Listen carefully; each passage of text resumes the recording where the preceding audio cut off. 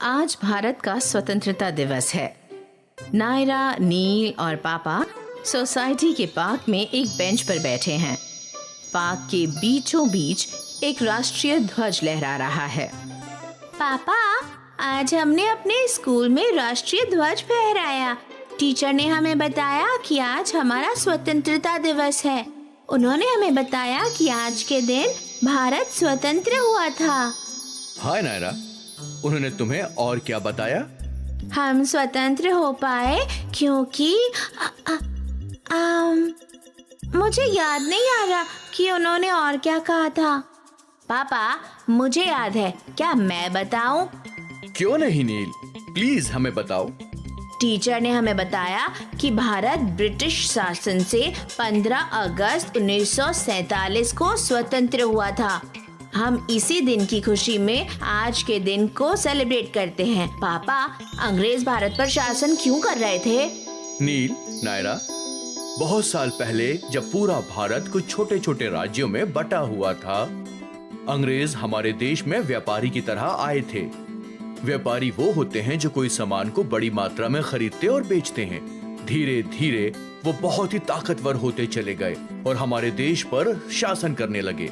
ओह पापा, टीचर ने एक प्रदर्शनी के बारे में भी बताया था जो आज हमारे स्कूल असेंबली हॉल में होने वाली है। उन्होंने कहा कि हमें वहाँ भारत के बारे में और भी बहुत सारे तथ्य सीखने को मिलेंगे। क्या हम वहाँ चल सकते हैं? हाँ नील, वो प्रदर्शनी शाम 4 बजे शुरू होगी। हमें वहाँ जरूर जाना चाहिए। ये! नायरा और नील इस प्रदर्शनी को देखने के लिए बहुत ही उत्सुक थे।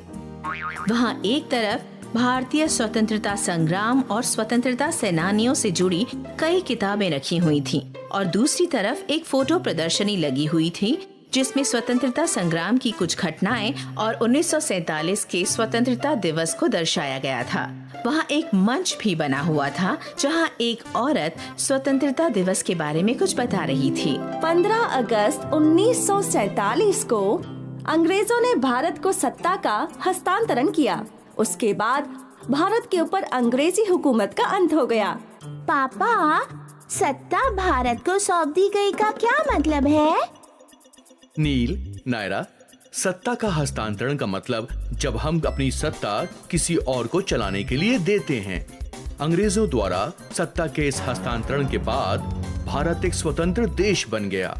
जिस दिन अंग्रेजों की हुकूमत समाप्त हुई, उस दिन को हम भारत की स्वतंत्रता दिवस के रूप में मनाते हैं। ओह!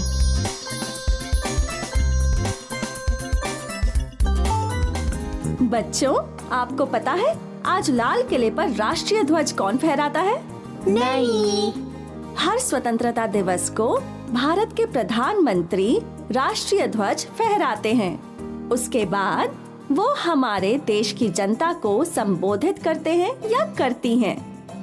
इस भाषण में वो सभी को स्वतंत्रता दिवस की शुभकामनाएं देते या देती हैं और देश के उज्जवल भविष्य के बारे में बात करते हैं। ओह हाँ, ये तो मैंने आज सुबह टीवी पर देखा था। हाँ बच्चों, क्या आप दोनों जानते हैं राष्ट्रीय ध्वज कैसा दिखता है? हाँ, ये बहुत अच्छा दिखता है और इसमें 3 रंग होते हैं। मैं जानती हूँ, इसे तिरंगा झंडे के रूप में भी जाना जाता है। हाँ, इसके बिल्कुल ऊपर नारंगी रंग, बीच में सफेद और नीचे हरा रंग होता है। इसके बीच में गाढ़े नीले रंग का अशोक चक्र भी होता है।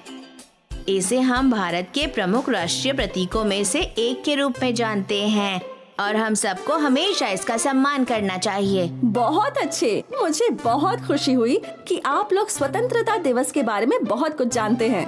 अब दर्शकों के साथ जाकर बैठ जाइए। मैं आपको बताऊंगी जब भारत 15 अगस्त 1947 को आजाद हुआ था, उस वक्त क्या हुआ था। अंग्रेजों ने भारत पर अपना शासन समाप्त किया। पंडित जवाहरलाल नेहरू स्वतंत्र भारत के पहले प्रधानमंत्री बने। उन्होंने 14 अगस्त और 15 अगस्त 1947 के बीच की रात को अपना ऐतिहासिक भाषण दिया था, जिसे ट्रिस्ट विद डेस्टिनी के नाम से भी जाना जाता है। इसीलिए कई लोग भारत के स्वतंत्रता को आधी रात की स्वतंत्रता भी कहते हैं। ओह, तब से हम लोग आज के दिन को स्वतंत्रता दिवस के रूप में मनाते हैं। आज का दिन उन सभी लोगों को सम्मान देने का है जिन्होंने हमें स्वतंत्रता दिलाई थी और जिन्होंने हमेशा हमारे दुश्मनों से हमारी रक्षा की।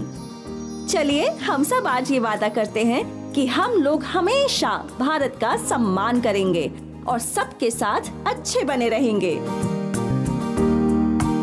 जय हिंद। जय हिंद।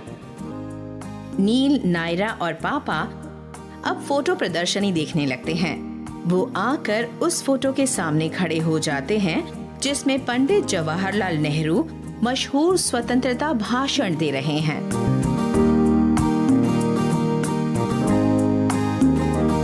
नील, नायरा, क्या तुम जानना चाहते हो कि पंडित जवाहरलाल नेहरू ने अपने भाषण में क्या कहा था? हाँ पापा। पंडित नेहरू ने कहा था, भारत ने इतिहास में बहुत कुछ सहा है, लेकिन अब भविष्य के बारे में सोचने का समय है। उन्होंने ये भी कहा कि इस दुनिया में हम सिर्फ अपने बारे में और अपने देश के बारे में नहीं सोचेंगे।